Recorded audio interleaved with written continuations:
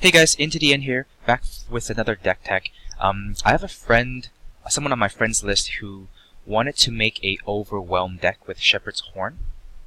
And it was a 3-color deck. It was Time, Shadow, and Primal. And then I tested it a bunch. The Primal was for False Prince and Cercel. I play tested a bunch and realized and decided that the mana inefficiency or inconsistency, is too much. So I removed the Primal from the deck altogether, and then after some more testing, I cut down on the number of copper conduits, and then I realized that the deck doesn't have very many Overwhelm units, so I cut the Shepherd's Horn. So basically, this is no longer a Shepherd's Horn deck that my friend started with. It ended up just being a LifeForce deck. And I think the card choices are pretty typical for LifeForce decks. You just want your here you have your payoff cards in Katra and the Beckoning Lumen, and then you have your actually they're called Aspirant as well as a payoff, and then you have your enablers in the life gain. So you have the priests, you have Temple Scribe, Vara's Favor, 2 copies of Ayan, and Extract as the life gain cards. And the deck wasn't too consistent. There will be games where you draw one side of the deck and not the other side, and then it won't be very good. So I started to add cards that are good on their own, like Sandstorm Titan is very good on their own. The Copper Conduit are actually perfectly fine without any of the gimmicks, and then Dark Return with Copper Conduit is a very powerful combination. I added some basic removal spells because this deck has very little, and I needed some ways to interact with problematic creatures.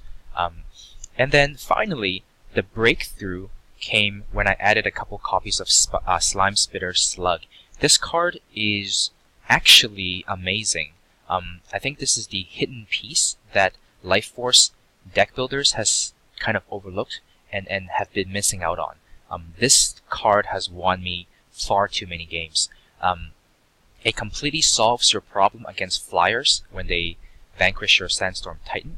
It completely destroys all Macdos versions of Argenport decks. And also, because it is a persistent way of getting life, it allows you to attack your fairly high power units into your opponent without any fear, because when you trade, the rest of the units gets bigger, and as long as Katra is in play. And it's not uncommon for this deck to go even over top of the big Combre decks and Praxis and other time-based decks that uses Obelisk. You go bigger much faster than the Obelisk can.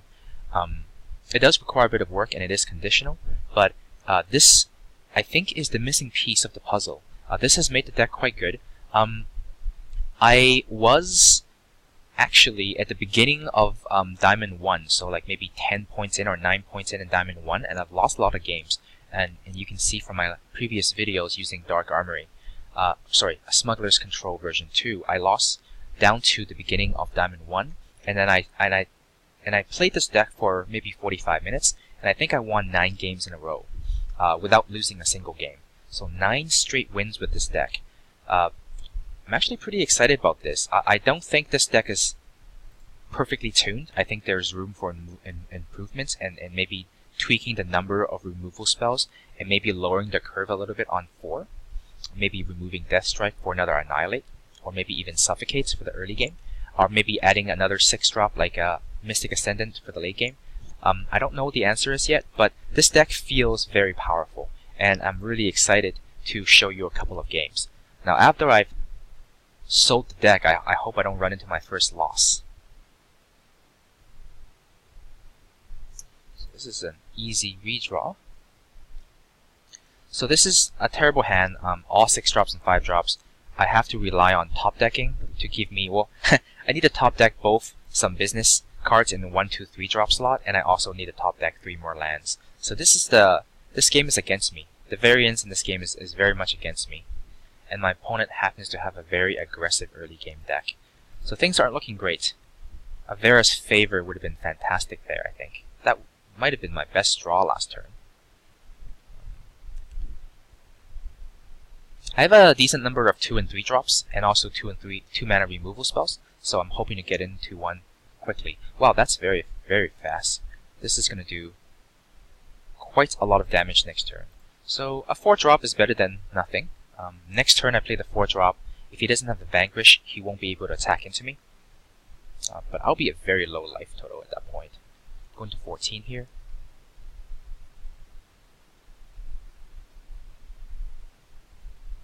Okay, so let's just cross fingers that they don't have a Vanquish.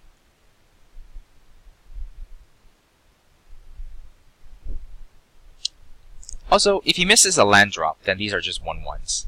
So I can hope that he misses land drops. Looks like he's playing Mono Justice. Very interesting deck. I like it. Oh, if he has a Finest Hour, he can swing in as well. But I'm still going to block. He can outtrade this for a Finest Hour and 6 damage. So go to 11. Next turn I can play... Actually, next turn unless I get a... Nope, I don't get a land. So I have a 4/4. It'll still block. So once again, I'm hoping he doesn't draw a land. He played a Emerald Monument last turn, which tells me that he doesn't have another land in his hand. Otherwise, he wouldn't have done it. So, as long as he continues... This is not a good unit to silence. I mean, it's fine. It's just not amazing. So, this gives me a life, but if I play this and be a little greedy, I can get a card out of it. I'll be a little greedy. It seems like the only way I can win this game is to be a little greedy at this point. Taking 4. So, if I play the Temple Scribe into a land, I can play a Slug, and that'll kill the... Or if I just draw a land, I can play a Slug, and that'll kill all of his flyers. Oh, this is great. I love this card. I just love this card. I'm gonna gain so much life. No!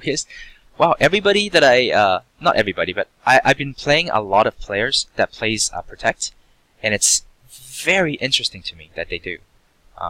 It's such a conditional card, you know? But, I mean, obviously here it worked out. I died to a Finest Hour, but if not, he's in a lot of trouble next turn. Because I have another Slug. And now I'm going to gain 4 life off of this. And these are 8/6s, and I'm going to draw a card. This is really, really good for me. If he has more flyers, I don't mind, because I have another Slug in my hand. This game really shows you the power of the Slugs. He's gonna kill the Lumen, so I don't draw cards. That's fine. I have so many options right now. I don't need to play the Slug out yet, so I think I am gonna extract him and kill the Hammer. But the question is, what else do I do? This takes 3 mana. This takes 3 mana, so I think what I'll do is I'll start with the Temple Scribe, get myself an additional life, which is great. Yeah, I'll play the Priest, and then I'll kill his Hammer, and at this point, I don't need this unit. At this point, I'm just gonna smash for 8. And I have 4 blockers to his 4 attackers. There's no way he can attack. They're all 1/1s. Yeah, these Slimespitter Slug are just amazing. Like, you can see how much life I've gained off of these units. And I will be gaining more, because he's going to have to start chump blocking very soon. I think I will Dark Return the Beckoning Lumen over the Sandstorm Titan, because, I mean, he has no flyers. I'm not worried about that. The Lumen will let me draw more cards. Not that I need to, though. I'm completely overwhelming him on board. I have a feeling he'll be dead pretty soon. Let's just attack with 2. He's gonna have to chump block. I'm gonna gain 2 life.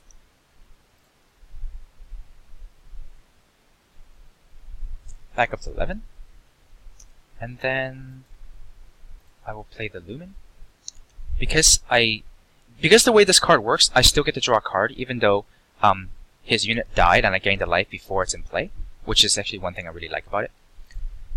So anyway, as you can see, the Slimespitter Slugs have been just absolutely phenomenal. I think that is a sleeper card that Argent Port decks or black decks aren't taking advantage of enough.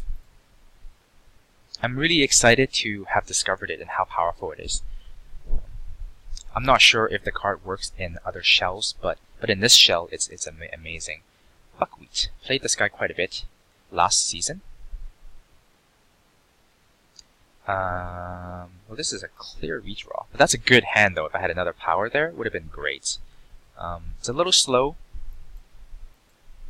And I do need to draw some way of gaining life.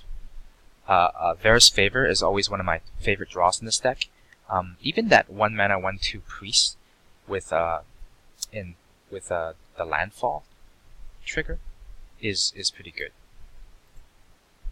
Sorry, landfall. I mean, like, you know, it does something when you play a land in power.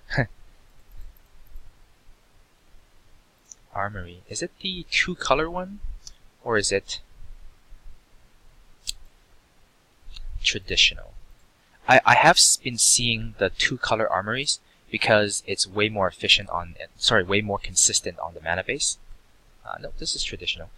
2 artisans means his runic hammers can kill, rune hammers can kill a Sandstorm Titan. And I've been drawing nothing but lands. This is going to be rough if he draws a rune hammer and gets to kill my Sandstorm Titan for free. Okay, 1-for-1 trade.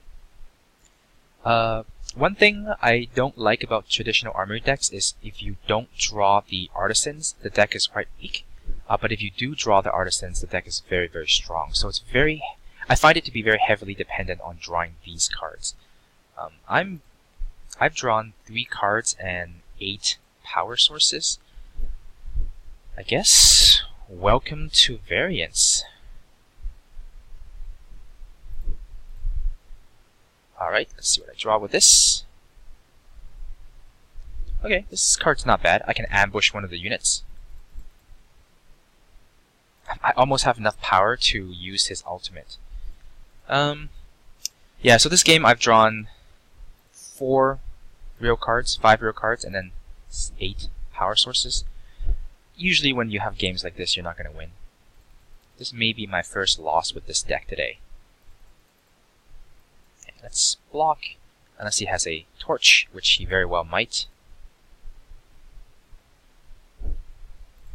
Okay, survived.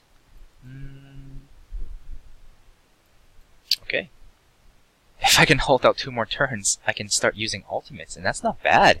It's actually pretty good against armory. So no more attacks. I'm hesitant to run this out there. First of all, it doesn't do much. It can't attack, and I can only use 1 ultimate in 2 turns anyway. So let's not expose myself to a harsh rule. I don't want him to draw a weapon though. He has drawn 0 weapons this game, even though he's played 3 artisans. I think when he draws a weapon, he's going to destroy me on board.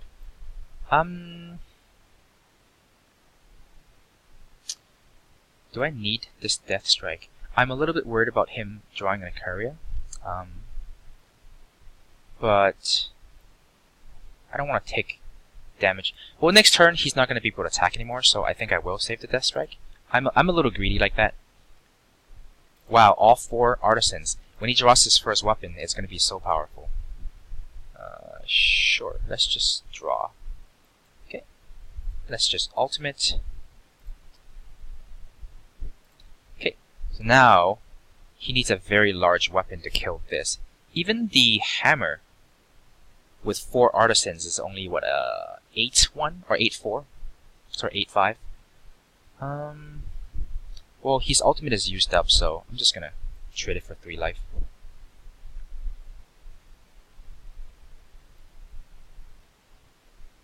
Okay, so this costs 7, this costs 4. If I play the Sandstorm Titan, then I cannot play both of these spells. But I wouldn't want to play both the spells anyway if I play the Sandstorm Titan. I don't need to use the Deathstrike anymore, because the Sandstorm Titan easily blocks both of them. So now I'm destroying him on board. Wow, my opponent has been really, really unlucky, because he drew 0 weapons this game. That is really unfortunate. I feel kind of bad for my opponent, actually. So this play is really bad if he has a harsh rule, because then I would have nothing. But he has to top deck the harsh rule. Oh no! Okay, well, Wow, I can't even kill this. Only have 6 power on board. That's really rough. So he gets to kill one more unit for free. I mean, he's clearly going to kill the Sandstorm Titan. Yeah, so the last turn when I played the Deathstrike, I could have just let my Sandstorm Titan trade with both his units and save my Deathstrike. But in this case, having a Deathstrike in my hand doesn't help me anyway. Oh dear. I don't think I can kill this 7-10 or 9-12. Oh, he forgot to play it. That's unlucky for my opponent. But, I mean, I'm not doing anything. He's fine. He just plays it next turn, kills this. I end up with 2 units in play that does nothing. It takes him like 6 turns to kill a sword. So he is firmly in a driver's seat at the moment. What can I bring back to fight that? I think my best bet is to actually bring this back and then not play it. I'll play it end of turn, bring back an 8-9 Sandstorm Titan, which will be bigger. Then I can brawl with this sword. It's a 4-4, so he can't torch it, which is pretty lucky. He will get to kill the Ayan for free, but I'm gonna just go ahead and do this. It's more mana efficient. I understand that if I wait for him to kill this, I can make a 5-5 out of it, but I don't feel like that 1-1 makes enough of a difference. But then again, that 1 power may not make enough of a difference either, so we'll see. He needs to draw his Harsh Rule. He hasn't drawn one yet, and he hasn't drawn a second weapon. My opponent's been very unlucky this game. I think his deck is a lot better than this.